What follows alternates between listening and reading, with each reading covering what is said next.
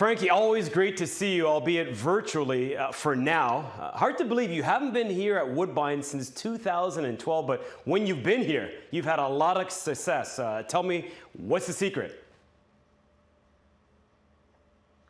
I think Woodbine is probably the most European track that you got uh, in your side of the pond. I'm saying America and Canada. It suits our horses.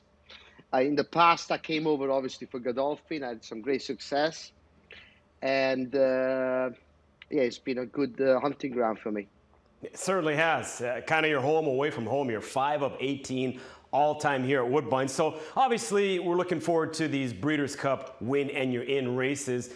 Do you treat weekends like this any differently? I mean, I realize there's more on the line, but what's your approach?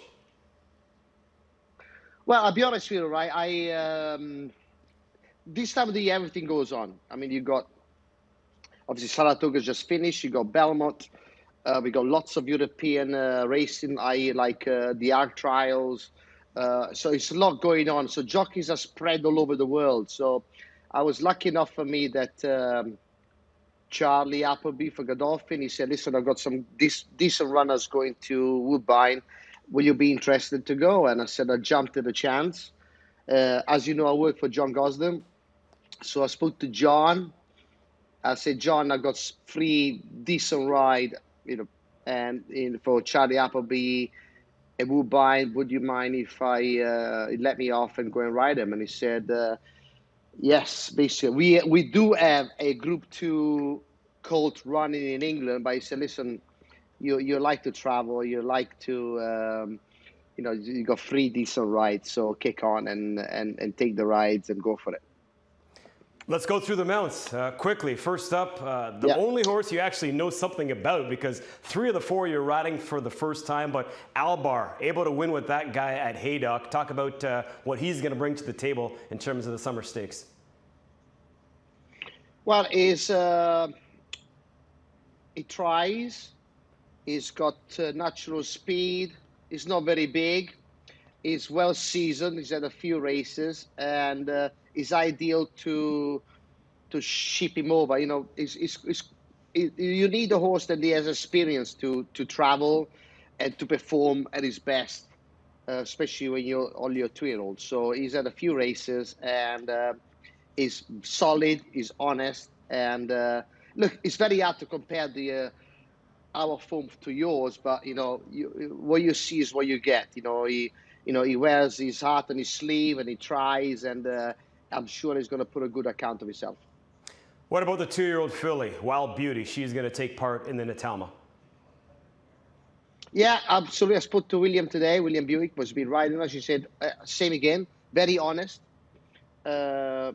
She's uncomplicated. She's got a bit of speed. She tries.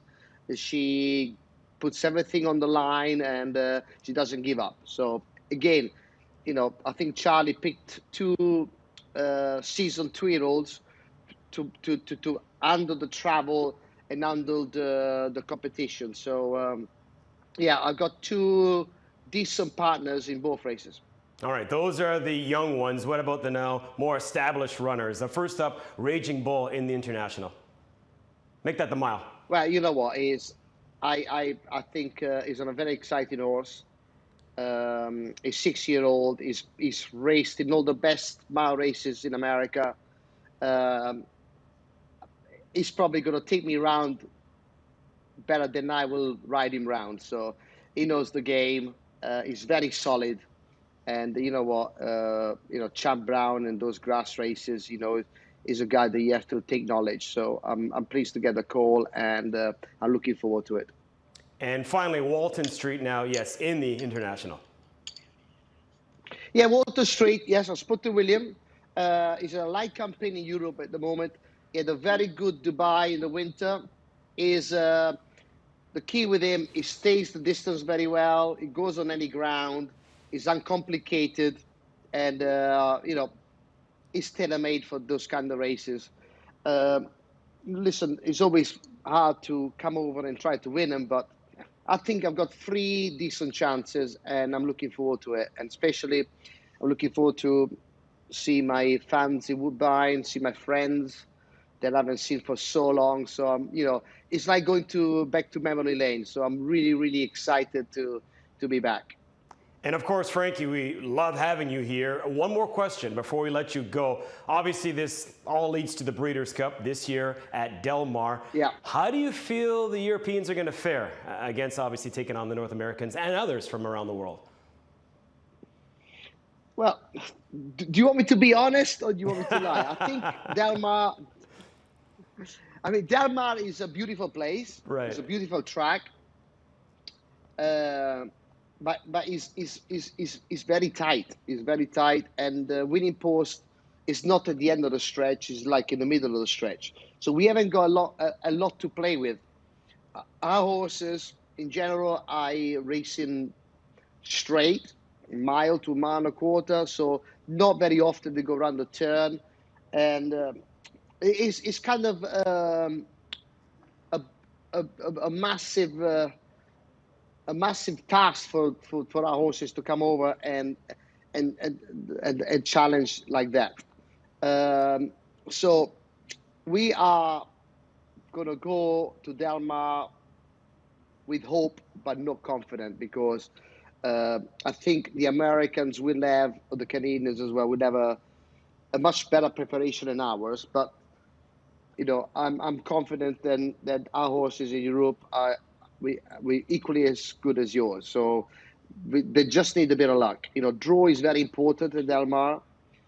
Big drawing low is massive advantage, especially when you get to the Breeders' Cup. Is 14 horse field, and so you got to take it with a pinch of salt. You just got to pray that you got a good draw, that the horses ship well, and roll the dice. The Breeders' Cup is now established for more than 30 years.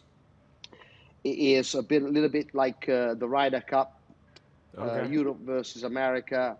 There is a lot of banter involved. We all enjoy it, and it's an amazing event. We're all looking forward to it, from your side of the pod and ours. And I can't wait. I wait to be there.